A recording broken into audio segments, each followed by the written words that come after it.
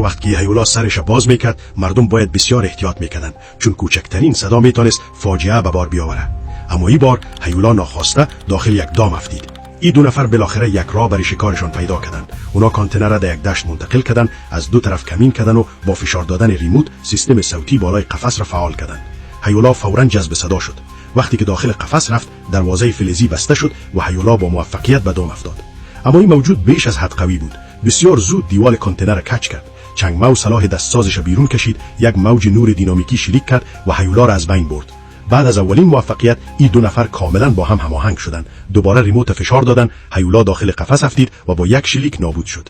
هیولاها یکی یکی شکار می‌شدند و این دو نفر خوشحال‌تر می‌شدند. همکاریشان دقیق‌تر و بی‌نقص می‌شد. 3 روز بعد جسدهای هیولاها مثل یک تپه در روی هم مانده شده بود و زمین دوباره به امنیت برمیگشت.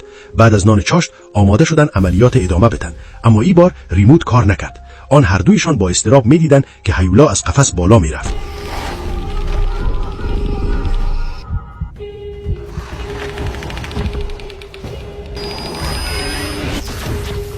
دوباره همه چیز را چک کردن و سیستم صوتی را از نو فعال کردن.